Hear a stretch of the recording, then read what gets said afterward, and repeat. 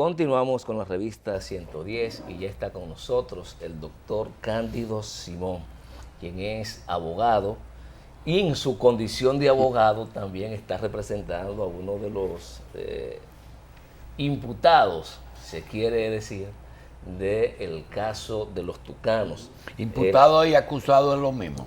Sí, doctor. No. Bueno, el imputado ya está, la acusación formulada. No, buenos días. Buen día, doctor. Advierto que no vengo aquí en la condición de abogado de él, sino en la condición de abogado, pero no importa, puedo hablar del tema. ¿Qué diferencia hay entre imputado y abogado? El imputado es un señalamiento primario como sospechoso. No se presenta acusación, sino que se solicita una medida que no necesariamente tiene que ser prisión.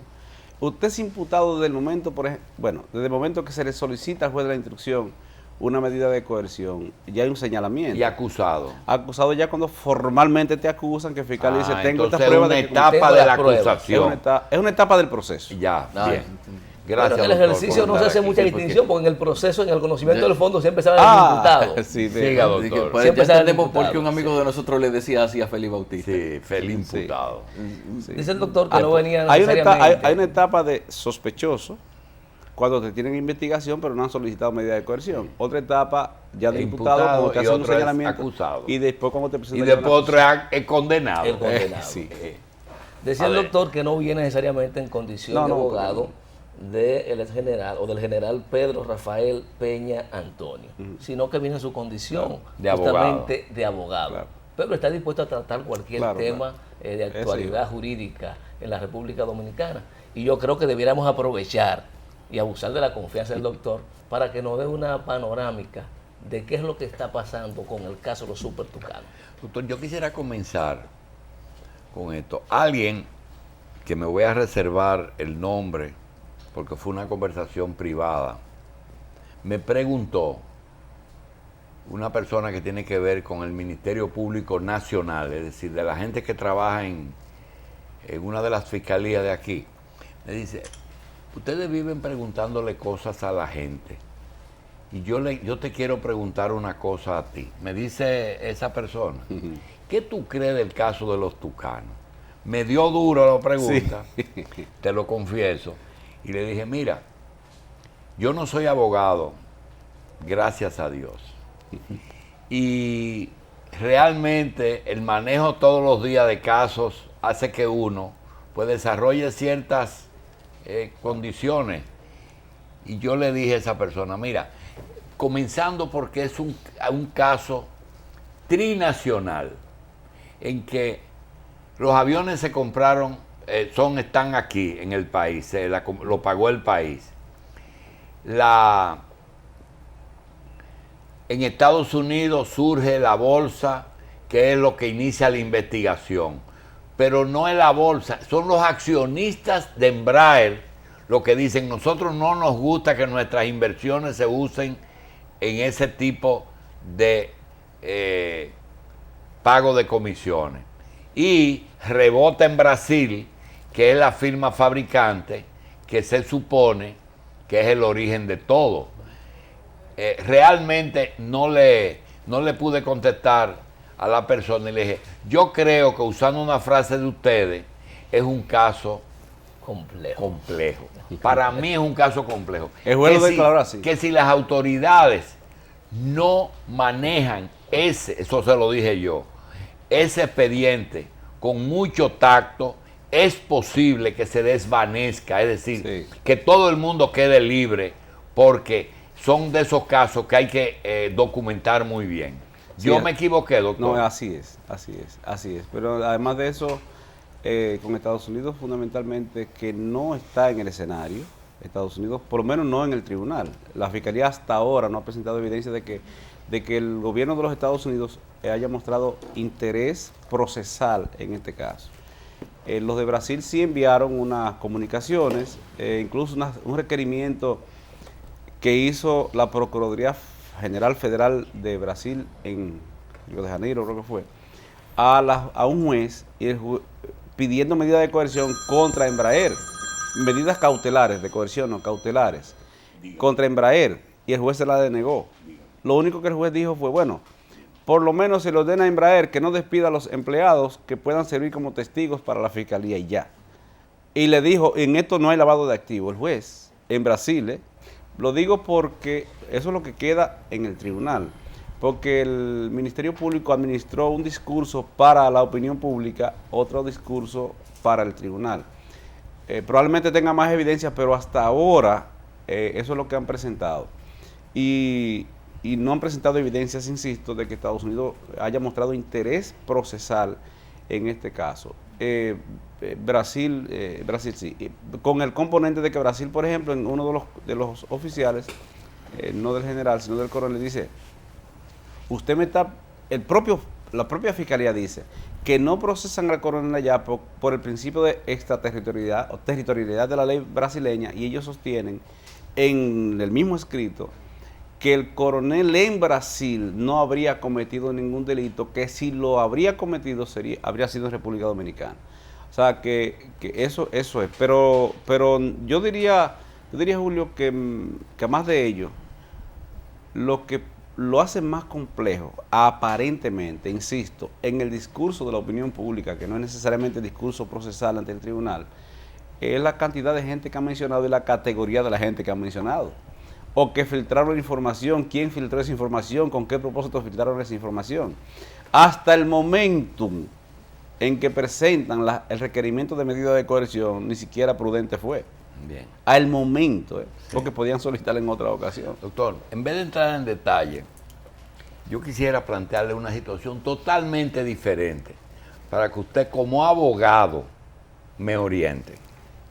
Olvídese de la bolsa de Estados Unidos, de las compañías públicas, de Brasil, de Peña Antonio, de Leonel Fernández, de Puccini, ¿cómo se llama el hombre? Piccini. Tiene un apellido de rico, aunque no tenía nada de presupuesto. Usted es un abogado. Aunque pobre. Y el gobierno le dice, doctor, la Procuraduría quiere hablar con usted.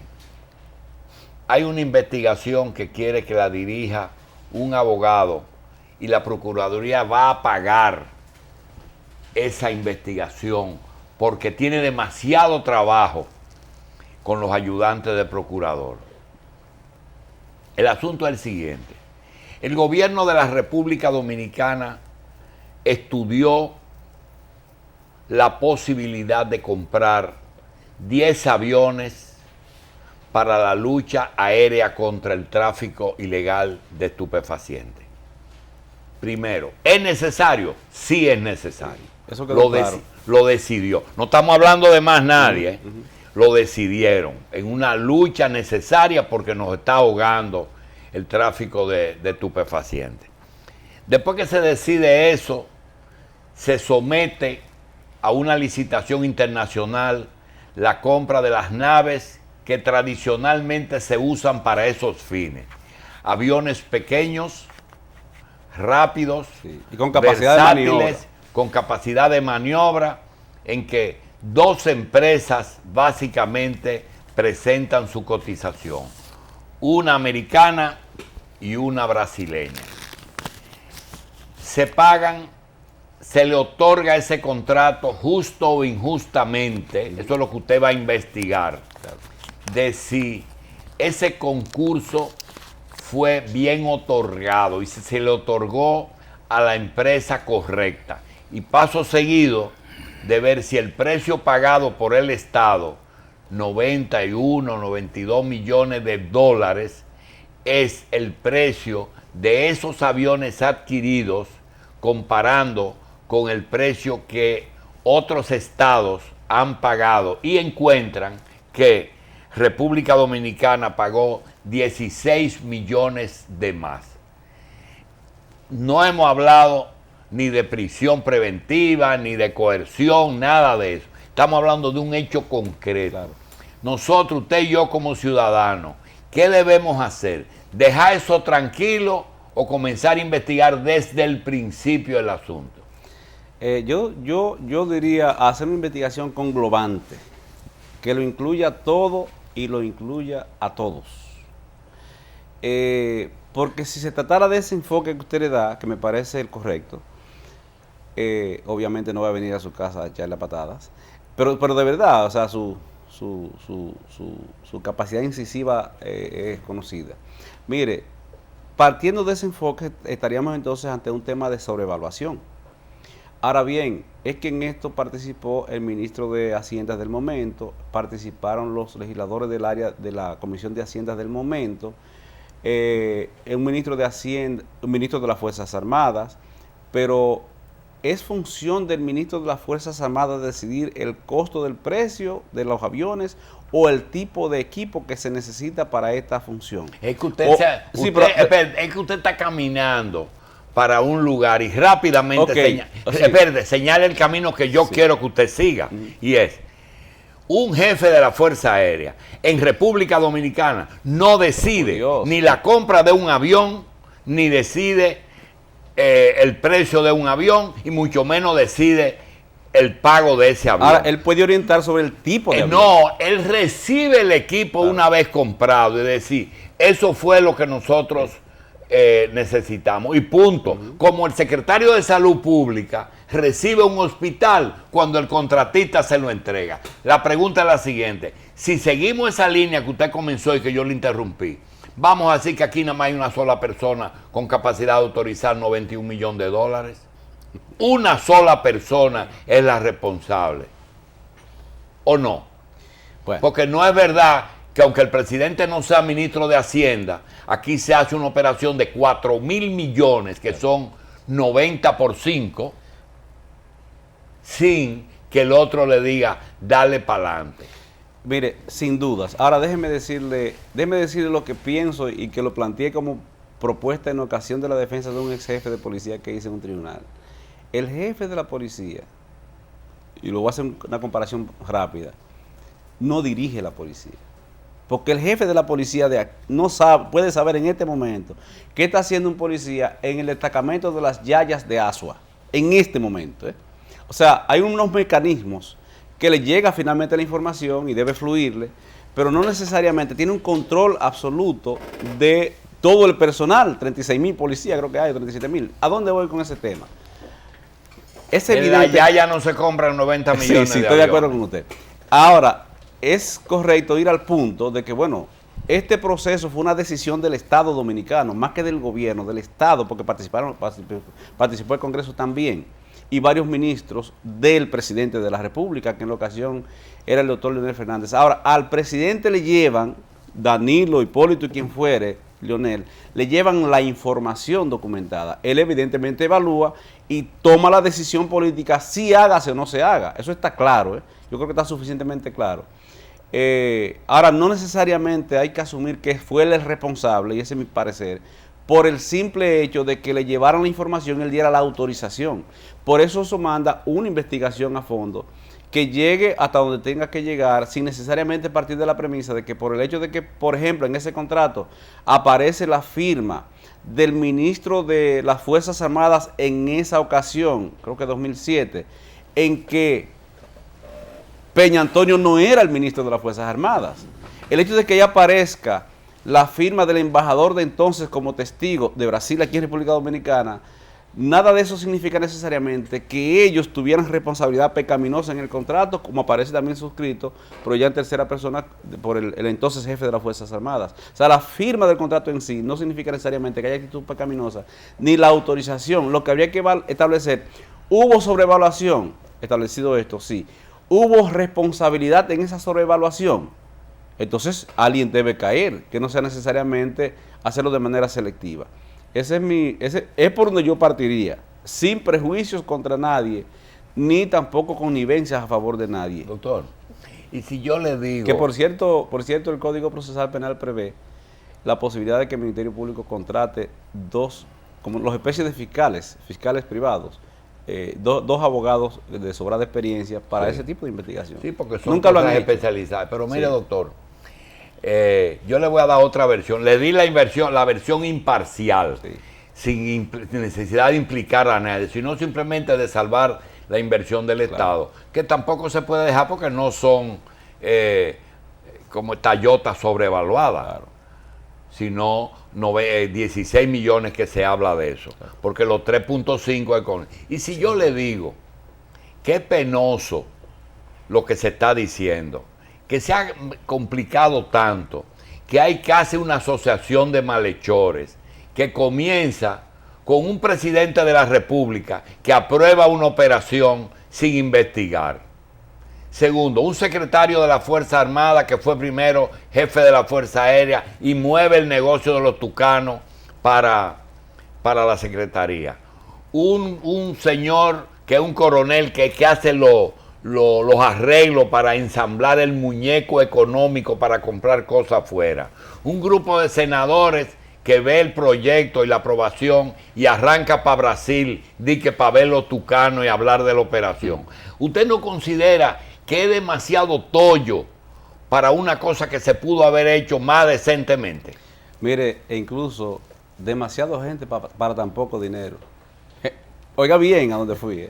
Son pocos. Pero se está hablando de 3.2 millones. Eso no fue formal. En el Congreso, eso no es formal. Eso fue el Congreso. Lo que quiero decir, eso es lo que ha salido de la sobrevaluación. Eso es lo que ha salido. De el soborno. Sí. Pero hablando de un paquete mucho más pesado. De 16 casi 20 millones de dólares. Yo pienso que efectivamente lo han enredado demasiado.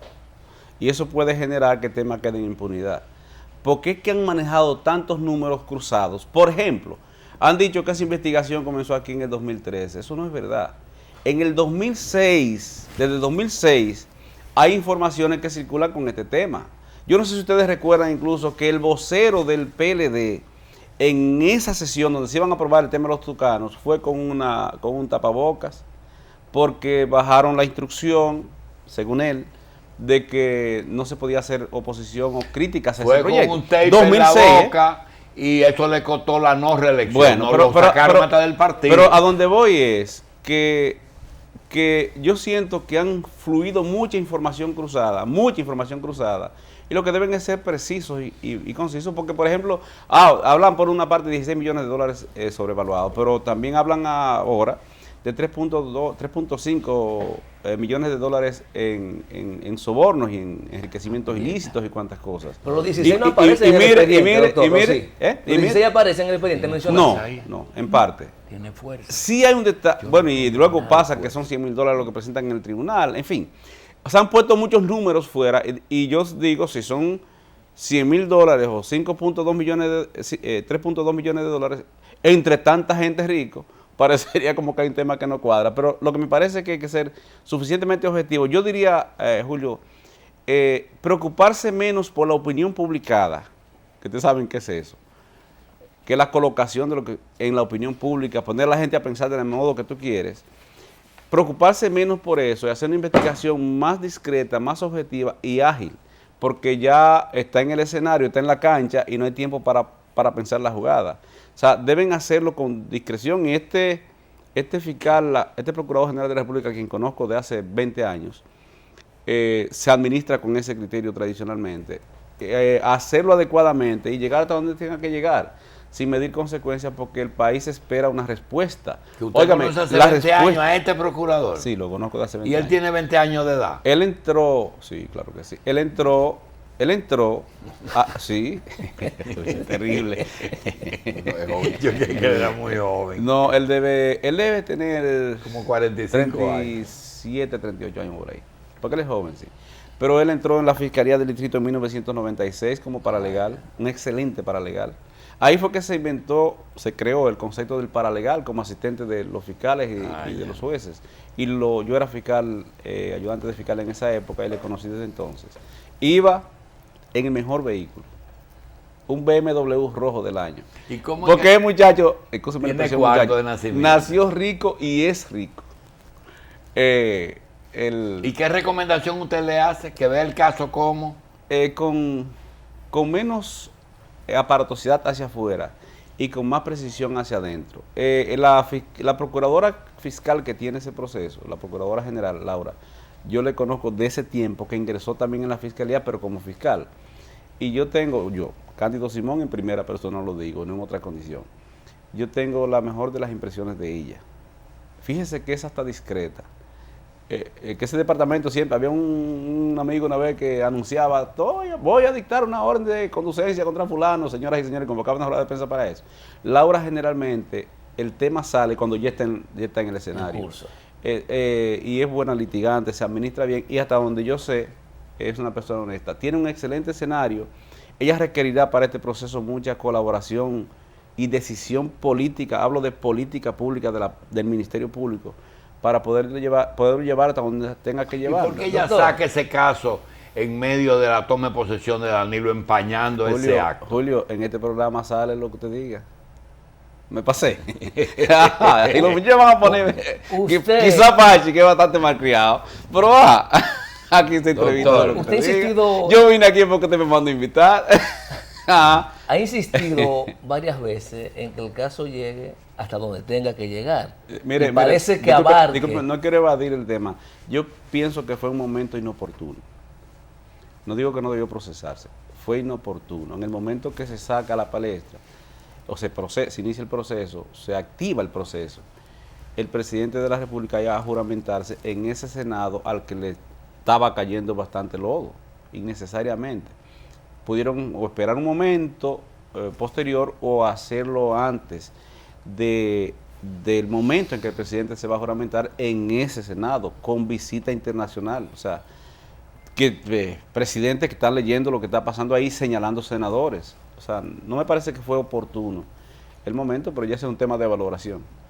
Parece que no son todos los que están, están todos los que son, por lo que te ha planteado, pero te he insistido en algo, y es que el caso llega hasta sus últimas consecuencias y hasta donde tenga que llegar. Ahí entramos directamente al tema de la justicia. ¿Cree usted que en las condiciones actuales está ese Poder Judicial, ese Ministerio Público, en condiciones de que el caso llegue hasta las últimas consecuencias?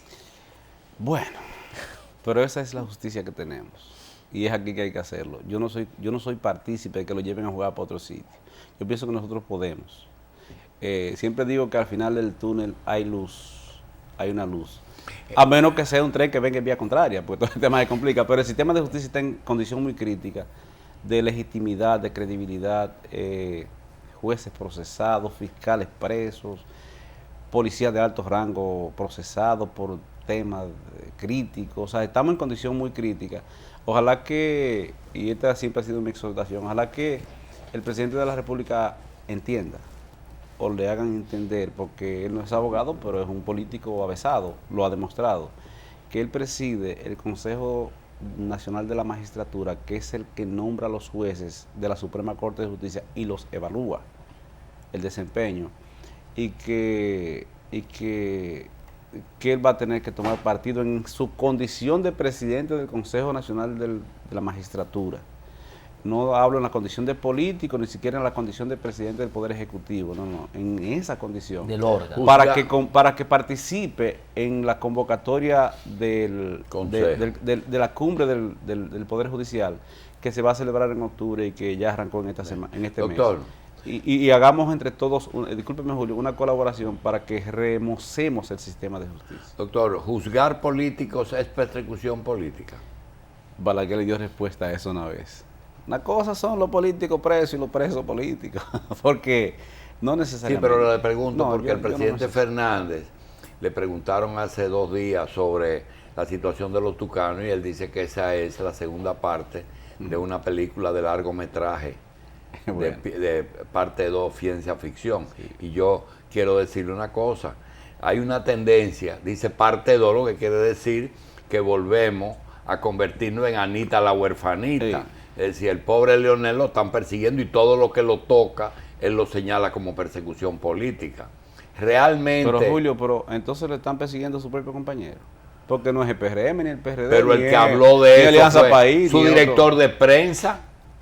Nadie habló de eso, ni nadie le dijo al presidente Fernández en eso. Su director de prensa fue que salió diciendo de que ojalá no conviertan eso en una... Nadie está hablando de persecución. Estaba hablando de tucanos comprados 16 millones por encima, de los cuales 3.5 se quedaron en el Senado. Mire Julio. Tiene algo que pagar, que lo pague, doctor. ¿Verdad? Que lo pague.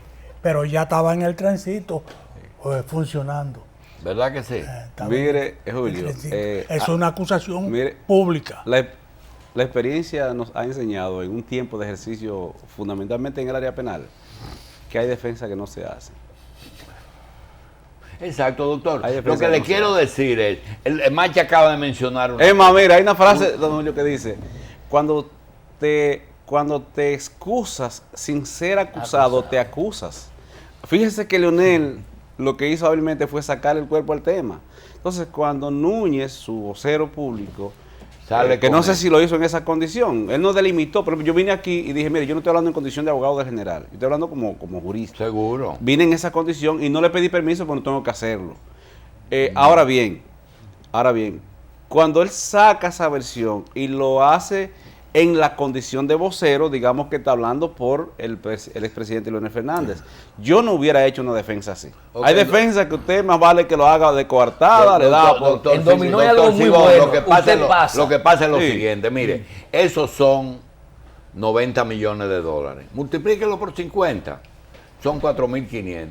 Pero aquí hay una obra que se comenzó en el 2008, en el 2004, que tiene 100 veces más de valor que eso, que es el metro de Santo Domingo. ¿Usted ha escuchado por casualidad a alguien que ponga en tela de juicio la administración de esos millones? No, ¿usted sabe por qué? Porque no ha habido problemas en el metro. Y miren que ahí se ha gastado mucho cuarto y mucho dinero. Incluso hubo un proceso público porque un periodista requirió... Le tuvieron que llevar un camión de papeles. Y se lo entregaron y no ha sacado información. Y no pasó, porque fue un acto de que el Estado invirtió un dinero mucho, que tuvo varias aristas, porque tuvo una arista política de si eso procedía o no procedía, de que la cantidad de dinero en un país pobre que se invirtió ahí, pero a la larga salió la verdad. Claro. Se compró bien, se gastó bien, no se robaron los cuartos,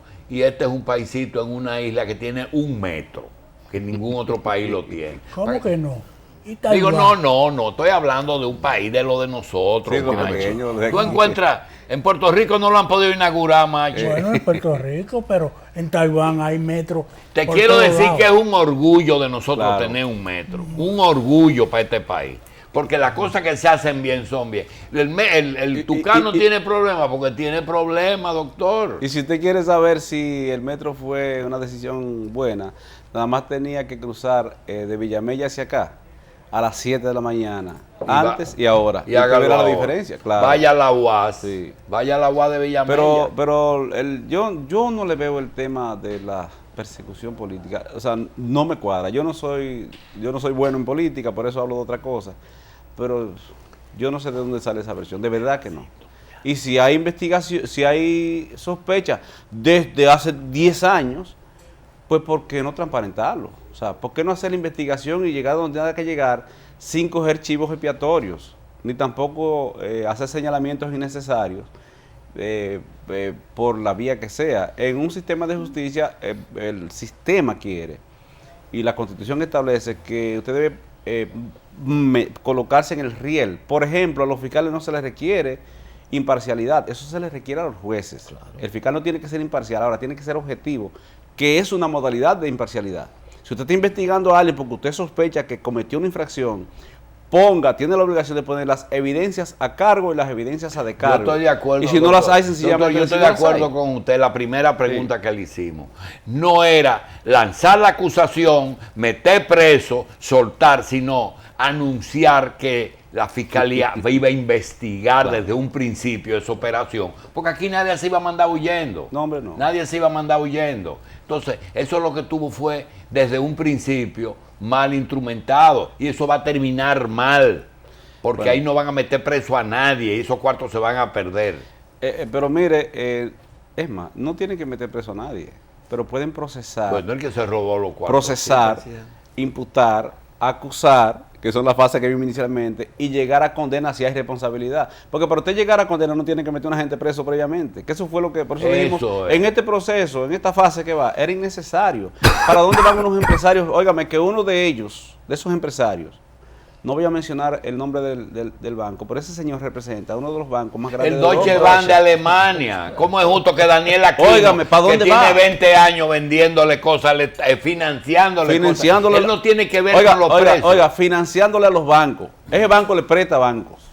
Oiga bien, El banco de bancos. Sí. Entonces, ¿para dónde va? ¿Para qué pedir prisión preventiva? Es una cosa de loco. Mire, Julio, déjeme aprovecharme. Como que este programa lo ve el mundo entero. Mire, como el caso de la MEC que tiene conflicto con una fiscal mal parqueada. ¿Para qué prisión preventiva? Dígame usted que no sea para suplir el morbo. Pero a la ¿Por MEC. qué sí, hombre. ¿Por qué los jueces se prestan a eso? No es Eso termina atentando contra ellos mismos. Hay jueces que procesaron y presos atentando contra ellos mismos. El sistema está haciendo fagocitosis, ustedes lo saben. Comiéndose uno a Se otro. está tragando Entonces, canibalismo. Sí, es una cosa de loco.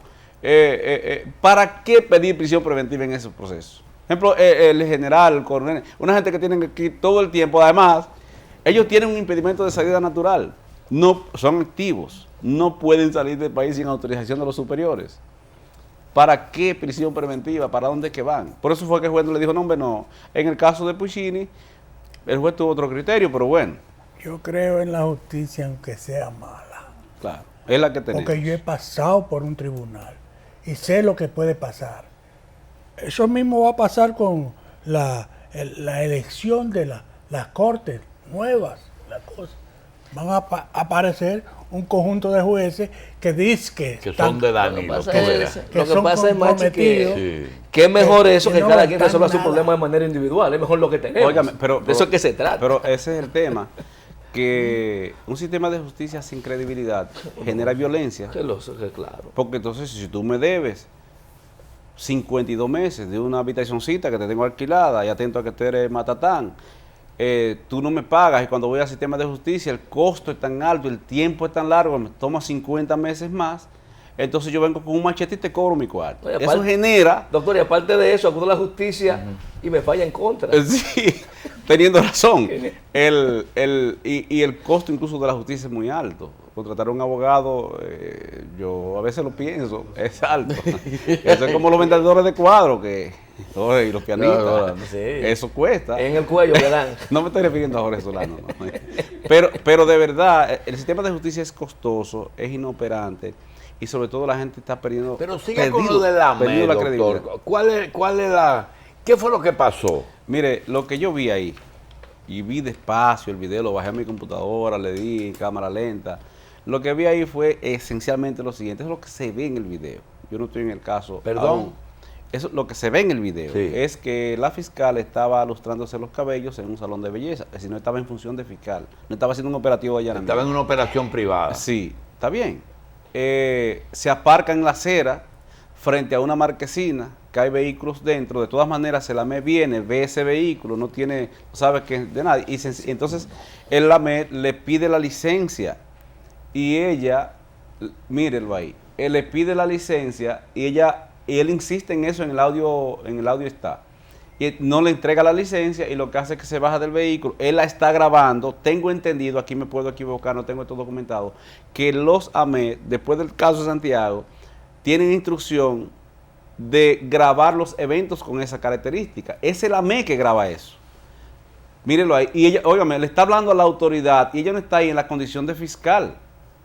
Usted ve. Entonces él le arrebata el celular y ahí es cuando o ella cae, porque esa parte no se ve, más se ve que en el suelo, Hay otro video. o él la empuja. Hay Yo otro lo vi el video. otro video también. Lo he visto todos.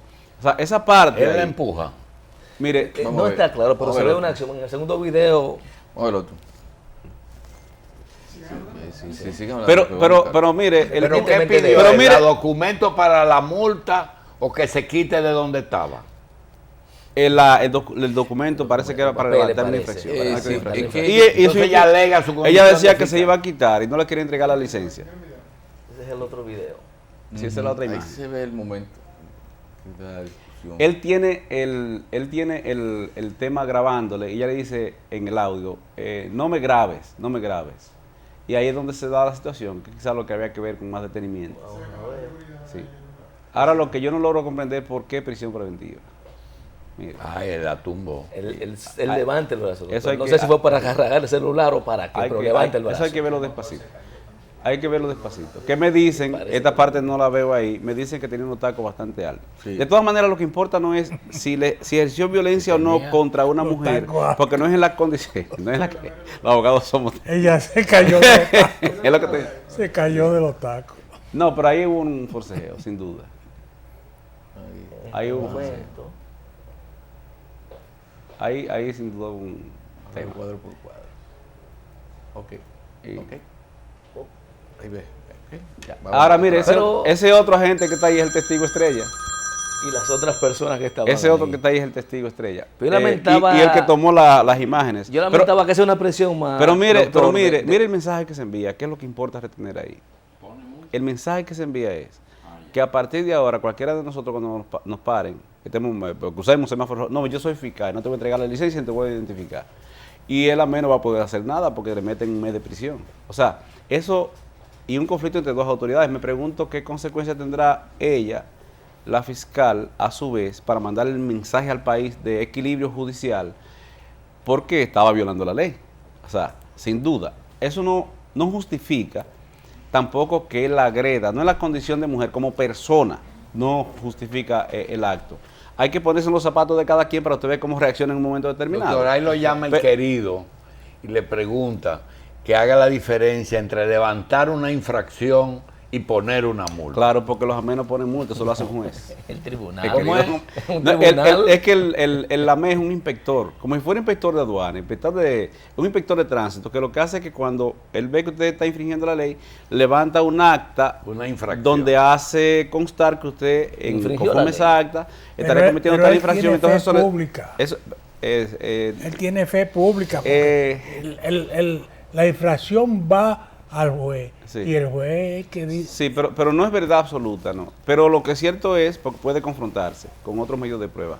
Entonces Él- usted puede defender contra el juez Claro, de algo que dice el juez es la el que mesa. decide Te defiende del si el acta. AME tenía razón o no. Y entonces le establece una penalidad, que puede ser una multa o puede ser prisión, Ah, prisión ya. inclusive. ¿Qué es la diferencia? Bien. Lo que decía Pero, yo, pero- doctor. pero ahí el mensaje es este. Pierde autoridad el Ministerio Público al actuar de esa manera, pierde autoridad el policía al sancionarlo de esa manera. Porque eso es una sanción que le llaman Bien, medida de una coerción. última Y pregunta manda mal con mensaje a la respecto sociedad. al general Peña Antonio. Yo puedo decir que el general Peña Antonio ni tenía responsabilidad con la compra. Él no compró aviones y él no tenía ninguna razón para ser resarcido porque él no tomó la decisión de comprar aviones. Es que fue una decisión de Estado. No Y fue él, de y él era un ministro. En la ocasión, no en la ocasión que se firme el contrato, sino cuando se ejecuta. Cuando se ejecuta. Porque en la ocasión que se firmó el contrato, él no era ministro de las Fuerzas Armadas, sino cuando se ejecuta propiamente dicho. Ya era ministro de las Fuerzas Armadas y si usted va a dar algo, Julio, Pero usted no es cuando le van a entregar, es cuando te firma para Pero que usted se no me apruebe. está comparando al ministro de aquí con el policía de las Yayas, ¿verdad? Mire, la diferencia es el cargo. Porque que yo desempeña. sé que Mire. lo que hace el policía de las Yayas, en la Yaya anoche, frente a una persona que fue a poner una querella o a vender algo, que no es la misma responsabilidad frente al jefe de la policía. Mire, es la misma, lo que pasa es que tienen una categoría distinta, Ah, ya. pero es la misma. El jefe de policía es un policía que tiene un deber que cumplir y una obligación que respetar, y un policía también lo es. Es más, yo siempre sostengo el criterio siguiente, para uno administrarse adecuadamente. En este mosaico, el jefe de la policía es el policía que está parado encima de él. Él es la autoridad ahí y tiene todas las atribuciones para actuar como debe ser. Y si lo hace como no debe ser, la responsabilidad es la misma. Ahora, en ese proceso yo digo lo siguiente, esa fue una decisión de Estado. Y fíjese, Julio, que en el escenario que se está hablando de soborno, no es para la firma ni para la ejecución, es para la aprobación en el Congreso. Es ahí que se está hablando del soborno, ni siquiera es en los escenarios donde participaría estos militares. Incluso un diputado recientemente, trabaja en un medio, me decía, mire, yo siendo diputado me consta, soy testigo de que el ministro de las Fuerzas Armadas, Peña Antonio, y ese coronel fueron allá y se entrevistaron con nosotros, con el bloque, y él era del PLD. Pero mire que eso yo he ido muchísimas veces como asesor de algunos legisladores o para el proyecto de ley de policía, el Código Procesal Penal, el Código Penal, y he tenido presentación allí, compartido con ellos opiniones. Eso significa que si el código es malo, como lo es, el Código Penal o la ley de policía es mala, como lo es, yo tenga responsabilidad económica o penal en eso. No quiero asumir, digamos que la defensa pública de ellos, ya lo hice del general en sede judicial conjuntamente con el doctor Reinaldo Paredes, pero El punto es que hay unos, le están atribuyendo a los que hicieron el trámite por orden del Estado, con autorización del presidente de la República, cargándole el dado de un tema que dicen que se realizó en el Congreso, donde ellos no eran ni son legisladores.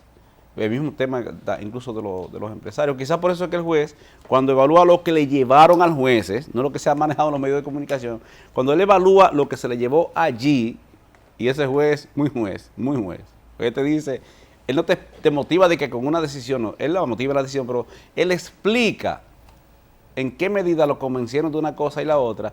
Usted ve que en cuanto a, por ejemplo, al coronel, al general, él dispone de la libertad inmediata y visitas periódicas. Cuando un juez hace eso, es que no te creyó mucho que haya vínculo en el proceso. No digo que pueda haberlo no más adelante, pero en esta etapa del proceso, de la imputación, respecto de él y de los mismos empresarios, el juez parece que estima... Escúcheme, doctor, como usted ha manejado ya el expediente, ¿qué hay de cierto de una información que salió en uno de los periódicos de que el coronel de una u otra manera admite el tema del dinero del soborno? Bueno, la Procuraduría General especializada en temas de anticorrupción lo entrevistó varias veces, pero ellos no presentaron la entrevista. Pero yo digo, tengo que limitarme por ahora para no especular a hablar de del contenido al que tuve acceso. Ellos no presentaron la entrevista del coronel. Entonces eso llega a los medios, pero no estén en el expediente todavía. Ese es el tema, que tienen un discurso hacia los medios y otro discurso hacia el proceso. Entonces, por eso uno tiene que hacer una defensa en dos sentidos. Tuvimos que salir a los medios a defender al coronel, al general, porque nos lo tenían sacrificado, como que era el cabecilla de esa horda delictiva y esa asociación de malhechores y cuantas cosas.